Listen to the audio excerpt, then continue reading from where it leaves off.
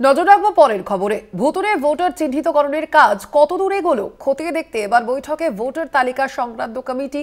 সুব্রত বক্সির নেতৃত্বে 6 মার্চ বৈঠকে তৃণমূল ভবনে হবে এই বৈঠক। কমিটির সদস্যরা ছাড়াও বৈঠকে থাকবেন রাজ্যের প্রত্যেক জেলার সভাপতি এবং চেয়ারম্যানরা, এমনটাই জানা যাচ্ছে দলীয় সূত্রে। আপনাদের জানিয়ে রাখি, আমরা দেখেছিলাম গত সপ্তাহেই মুখ্যমন্ত্রী মমতা বন্দ্যোপাধ্যায় এই ভুতুড়ে ভোটারের কথা উল্লেখ করেছিলেন এবং তার পরবর্তীতে একাধিক পদক্ষেপ ইতিমধ্যেই নেওয়া হয়েছে প্রশাসনের তরফ থেকে। তার পাশাপাশি জেলা তৃণমূল নেতৃত্ব তারাও বিভিন্ন জায়গায় তারা অভিযান চালাচ্ছেন।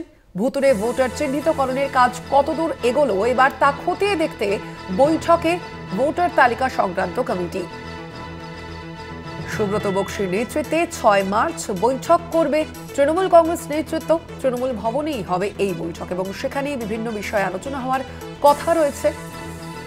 আমরা কথা বলবো, ফোন লাইনে রয়েছেন বিশেষ প্রতিনিধি দীপ্তিমান ভট্টাচার্য। দীপ্তিমান, কি জানা যাচ্ছে এই বিষয়ে দলীয় সূত্রে?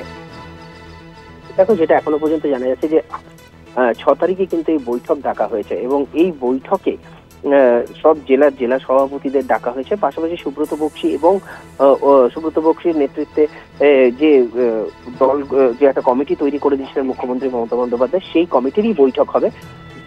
জেলার সভাপতি এবং চেয়ারম্যানদের ডাকা হয়েছে। তার কারণ হচ্ছে এই যে বৈঠকের পর যে বিভিন্ন জায়গায় জেলাগুলো কি কাজ করেছে, যে কোন কোন জেলায় কতগুলো এরকম ভুতুড়ে ভোটার সন্ধান পাওয়া গেছে, কতজন রয়েছে, কোন কোন লিস্ট রয়েছে এবং এর পরবর্তী পদক্ষেপ কি হবে, কিভাবে স্ক্রুটিনি করতে হবে বা এইটা নিয়ে কিভাবে এগোনো যায়, সেই সব বিষয় নিয়ে কিন্তু এই বৈঠকে আলোচনা হবে বলেই জানা যাচ্ছে এবং সেইভাবেই কিন্তু পরবর্তী পদক্ষেপ কি হবে সেটাও ওখানে জানিয়ে দেওয়া হবে বলেই মনে করা হচ্ছে। স্বর্ণালী, ধন্যবাদ তোমায়। আমরা কথা বলছিলাম, ফোন লাইনে ছিলেন বিশেষ প্রতিনিধি দীপ্তিমান ভট্টাচার্য।